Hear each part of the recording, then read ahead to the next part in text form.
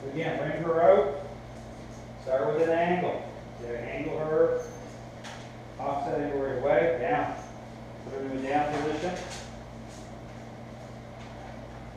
I want her to relax here, come into agreement with the method. See? Now I might be saying commands a little bit to her right now, but influences happen at the same time. So don't want to lean on those commands too heavily at first.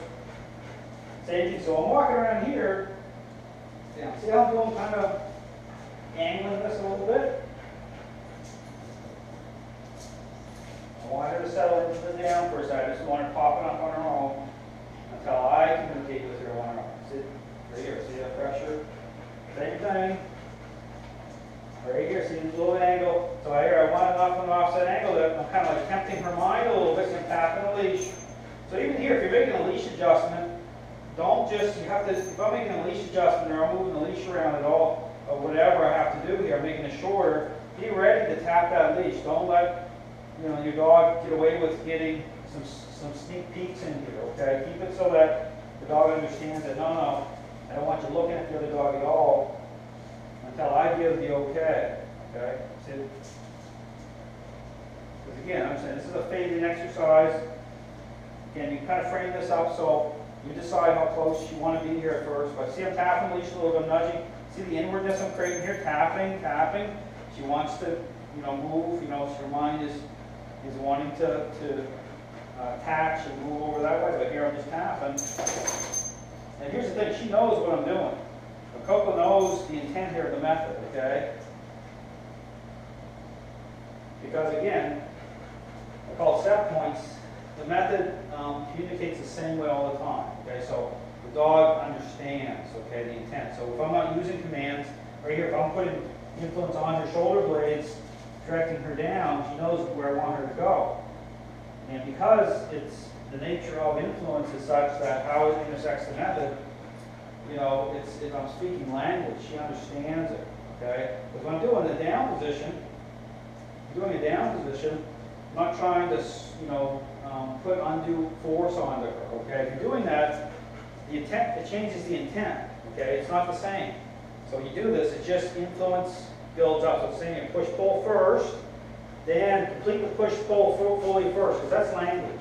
That's I call it a set point. Because each of the methods has to complete fully first before you apply the next method. Okay, so you want to complete just like from here. Okay, if she's into a down, do a sit. You can even do another push-pull here just to really firm up that sit position, then move forward. Don't just go from a down into moving forward.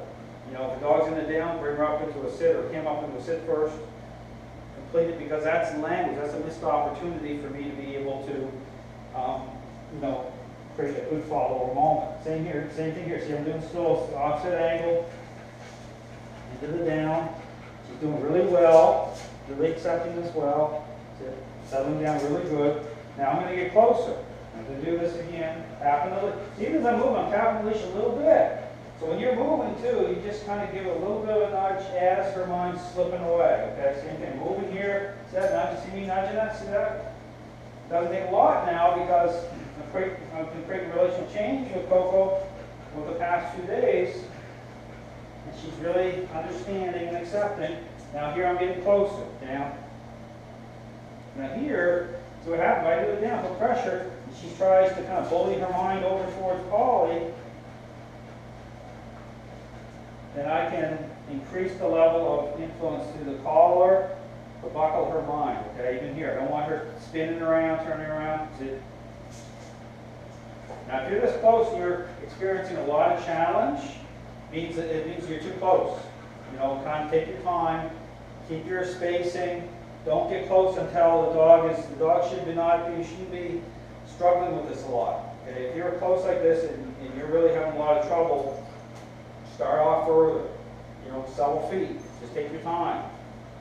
Because here's the thing, and this is the thing to understand, this issue of control, you're going to get a lot of challenge because before, we have dog fight stuff going on because the problem is you weren't fading into the picture. Okay? When you start to apply this method, the dogs fully understand what you're doing. You're taking control. Things are going to heat up a little bit. okay? You know, the friction is going to start a little bit between you and your dogs because they know what you're doing. They're saying, hold on here a second. I was in control. These dogs are kind of like almost like a supply source. And this owner is trying to fade themselves into the picture. I don't like it. I'm going to fight them a little bit on this because I know what they're doing. So just understand. So even here, what the licking too, if you see, that's the thing to understand. It's interesting because dogs do this. Coco will try to lick me. That's associated to her owner. But again, that represents control. It's about wanting to change, wanting to interact in an emotional way, especially when this is happening because she's looking for a way to change the path or direction of this exercise. Okay, because and she'll do that for a while. She'll stop because it's still about that kind of contrast between, you know, what was been established in the relationship. Her level of fulfillment too. That's a big deal. And now she's like, okay, you know what? You know, if I can get back to where things were at, you know, I want that because she's a dog. Okay? Here, we're in transition, so for her to totally release it takes time, and then she's going to be happier because that's the problem. She doesn't do this on her own. I have to be the one to bring her into a right relationship. Okay? You know, it doesn't happen through you know, taking a weak position. You have to take a position of strength, leadership, and the method itself. Now this is a breakdown here. She's really coming down, really calming down. And even here, see, I'm still active police, so she tries to turn her head. You know, I have to be paying attention. So if I'm here like this, I want her, she doesn't have to be looking at my eyes or anything, okay? I want her through me here. I want that magnet effect here, so she's not right here. So I'm just tapping a little bit. See, she's kind of like, hey, she's trying to move her eyes a little bit towards Polly. I'm saying, no. This is about an impulse exercise. Okay, this is about saying, hey, you know, I own Polly. You can hang out, take it easy. I don't want any stinking thinking going on here. And again, once she gets, here's the point. Right now, because right now it just doesn't look. Once she gets to a certain level of relaxation and coming into agreement with this, no problem. Okay? Her and Polly can be the best of friends. But then, right, I'm faded into the picture. I put myself at the top of the deck, the relational deck. And there, you know, one will still have more, you know, there's still hierarchy there, okay? But the context is different because, you know, I'm faded into the picture. Now I have top dog rank, so to speak. And so when they're interacting with each other, it's not a problem anymore because there's no stinking thinking going on that way. They're not gaining control through the relationship because I'm at the top. And so, you know, they truly will be like best buddies and playing and friends because they don't have issues. But I have to build a bridge here. You have to build a bridge. You have to be very intentional with how you're rebuilding this bridge. The method builds the bridge. Okay? Doing really well. I'll do this a couple more times. I'm going to stop. That way I can give Coco a drink. You're doing really good. Just take your time to do this. Like I said, I'm doing a little longer exercise here today because I'm explaining it and stuff, but you know, she's doing really well anyway. Polly will get a treat after. Believe it or not, people always hear me about being against using treats. I have no problem giving the treat to a dog, okay, if it's not about building a picture a certain way. Polly does a good job, I'll give her a treat after because it's about right relationship. It's about how you're doing things. You understand, people want to use treats and stuff for dog training. Stay away from that stuff. It even goes beyond treats being a problem. It's about relationship. Okay? It's about how you're building, how you're fixing the relationship, how you're framing it up. You know, stick to the method. You know, have to approach it as at a type of an intervention level here. Okay. Make sure nothing gets in the way of the picture. That's important. You want to make sure the picture's solid. So anyway, doing good. So anyway, Coco's doing really well. Hopefully this gave you a good kind of window into how this sets up. It's just, like I said, keep it simple. Take your time. You know, don't get frustrated. Create lots of space. But again, if you have multiple dogs, You can rotate them to this exercise, but again, you want to try to find the dog and work this as more balanced, you know. But again, you work this in, or the thing you can use is you can use a remote collar. So you have a remote collar and Polly on vibration to help settle her down a little bit.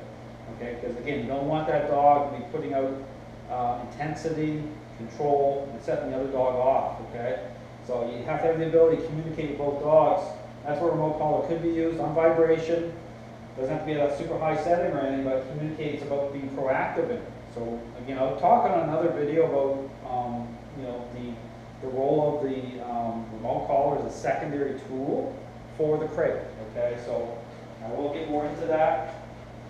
But again, the point is to make sure that your helper dog is not putting out a lot of challenge and control issues, because this is meant, you know, her role is meant to help me in my role with fixing other dogs. So, you know, but if you're home and you have all your dogs have issues, right, that can be a bit of a struggle a little bit in terms of, you may not even have one dog that is really in a, you know, relational changes happen at a good enough level yet. But this is where, again, the remote collar can be helpful, because then I can communicate with her, get her more into a down position just to settle down. And even as I'm doing this exercise, I can be multitasking a little bit between the remote collar vibration and working the method, okay, with the other dog. But again, it takes a little bit of skill, but it can be done. So anyway, thanks for watching.